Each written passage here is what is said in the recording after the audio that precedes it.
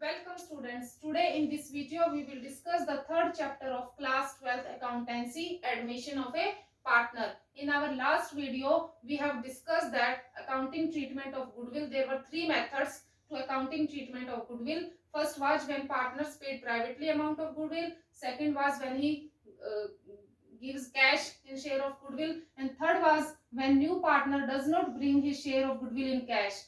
दो मेथड जो पहले के हम ऑलरेडी उसको डिस्कस कर चुके हैं प्रीवियस वीडियो में. In this video we will discuss the third method of accounting treatment of goodwill when new partner does not bring his share of goodwill in cash. कि जब नया पार्टनर जो होता है वो गुडविल कैश में नहीं लेके आता. जब गुडविल कैश में नहीं लेके आता तो हम कैश की एंट्री नहीं कर सकते, क्योंकि वो बिजनेस में गुडविल के लिए कोई भी कैश लेके नहीं आया है. तो हम क्या करते हैं, एडजस्ट करते हैं करंट अकाउंट के थ्रू. अकाउंट्स में एडजस्ट करते हैं. The entry will B new partner current account debit, new partner current account debit to old partners capital account, to old partners capital account in sacrificing ratio. It will be in sacrificing ratio.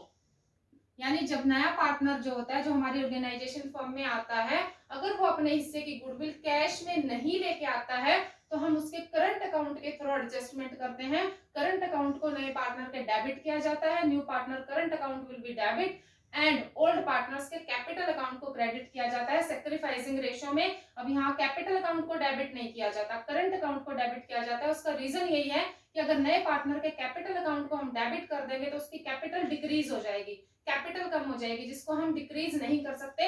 इसीलिए इसकी जो adjustment होती है हम current account के through करते हैं. We will understand this in a for example. Example से हम अब इसको समझेंगे. For example, there are two partners. For example, there are two partners A and B and their old profit sharing ratio given in the question is 1:1. New partner come C in the organization firm by 1/4 share. कि to partners हैं A and B, उनकी old ratio दी हुई है 1:1. एक नया partner organisation firm में आया C for 1/4 share. अभी शेयर्स के बारे में कुछ भी नहीं बताया कि A ने कितना दिया, B ने कितना दिया है. ठीक है. Next is he brings capital in cash. वो कैपिटल लेके आया है कैश में, that is 50,000, but does not bring his share of goodwill in cash. लेकिन वो गुडविल कैश में लेके नहीं आया है, कोई भी गुडविल कैश में लेके नहीं आया. और जिस दिन नया पार्टनर ऑर्गेनाइजेशन फर्म में आया उस दिन फर्म की गुडविल का वैल्यूएशन किया गया था एंड इट वाज 40,000. फर्म की जो गुडविल है वो 40,000 है. अब हमें इसकी एंट्री करनी है. ठीक है, कि कैश में कैपिटल लेके आया लेकिन उसको अपने हिस्से की गुडविल वो कैश में नहीं लेके आया है. Then the entry will be, first entry will be for the capital, क्योंकि कैपिटल को वो कैश में लेके आया है. So cash account debit, cash account debit to C's capital account, to C's capital account 50,000. Next is goodwill. वो अपने हिस्से की गुडविल कैश में नहीं लाया, इसीलिए उसकी एडजस्टमेंट करेंगे. पहले हम सी का शेयर निकालेंगे कि उसको कितनी गुडविल पे करनी है. टोटल गुडविल फर्म की कितनी है, 40,000 है. Total goodwill of the firm आज 40,000. सी का शेयर कितना है, 1/4, यानी उसको 10,000 गुडविल लानी थी कैश में, जो वो नहीं लाया. इसीलिए इसकी एडजस्टमेंट एंट्री करेंगे उसके करंट अकाउंट के through. So C's current account will be debit, C's current account debit 10,000.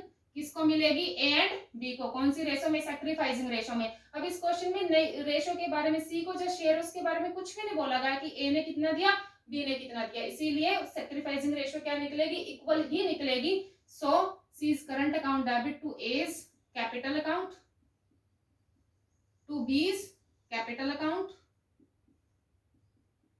That will be in sacrificing ratio which is 1:1. So 5,000. A will get the 5,000 and B will get the 5,000.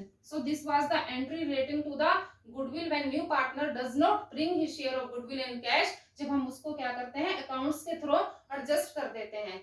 So the second example will be, now the second example is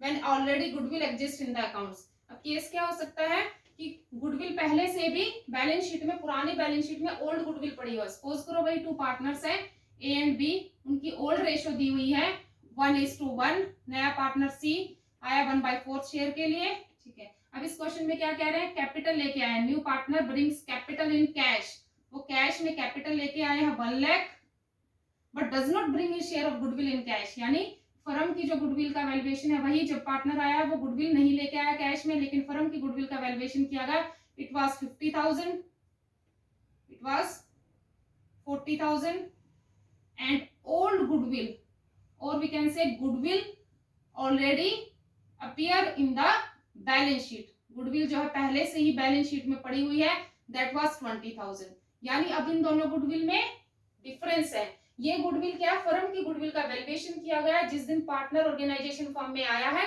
तो वो अपना share लेके आना चाहिए था goodwill cash में, लेकिन वो नहीं लेके आया, तो हम उसके अकाउंट के थ्रू एडजस्ट करेंगे। सेकेंडली क्या लिखा हुआ है कि पहले से ही पुरानी बैलेंस शीट में गुडविल पड़ी हुई है 20,000 की, सो ये जो गुडविल है इसको राइट ऑफ किया जाएगा ओल्ड पार्टनर्स कैपिटल अकाउंट में, क्योंकि नए पार्टनर का इससे कोई रिलेशन नहीं है, ये पुरानी बैलेंस शीट की पुरानी गुडविल है। So first entry will be to write off this goodwill in old partner old ratio, old goodwill old partner old ratio, goodwill का डेबिट बैलेंस होता है, अब हम इसको राइट ऑफ करेंगे तो ये क्या हो जाएगी, क्रेडिट हो जाएगी। किस में राइट ऑफ करेंगे, कैपिटल अकाउंट में। So A's capital account debit, A's capital account debit, B's capital account debit, B's capital account debit to goodwill account. अब हमने इसको क्या किया, राइट ऑफ किया है which is in the old ratio, old ratio में write off किया है 1:1, सो 20,000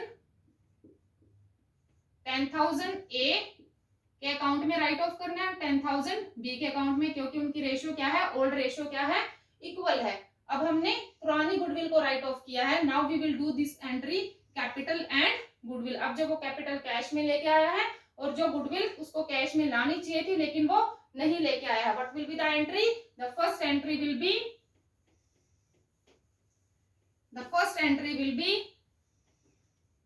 1 लाख कैपिटल लानी थी कैश में कैपिटल लेके आए हैं, एंड सेकंड था फर्म की जो गुडविल थी दैट वाज 40,000 जो उसको कैश में लानी चाहिए थी, यानी उसका हिस्सा, अब हम पार्टनर का हिस्सा देखेंगे कितना 1/4 था, उसको 10,000 गुडविल लानी चाहिए थी, नहीं लाया, अब हम उसको क्या करेंगे, अकाउंट के थ्रू एडजस्ट करेंगे। So the first entry will be cash account debit to capital account, cash account debit to capital account, क्योंकि वो कैपिटल को कैश में लेके आया है and it is 1 lakh and 1 lakh. The second entry will be goodwill की second entry होगी जहां हम उसके अकाउंट के थ्रू एडजस्ट करेंगे। So C's current account debit, क्योंकि अब हम इसको क्या करेंगे, करंट अकाउंट के थ्रू करेंगे, C's current account debit to A's capital account to B's capital account, it will be in the sacrificing ratio, ये सैक्रिफाइसिंग रेशो में होगा क्योंकि ये नई गुडविल है और ये सैक्रिफाइसिंग रेशो में ही होती है। सो वो भी 1:1 इक्वल निकलेगी, क्योंकि नई रेशो के बारे में कुछ भी नहीं बोला गया है कि ए ने कितना दिया है, बी ने कितना दिया है। सो 10,000 will be divided equally, 5,000 A will get 5,000, similarly B will get 5,000. So it was the case when new partner does not bring his share of goodwill in cash. Hope you understand the concept. Thank you.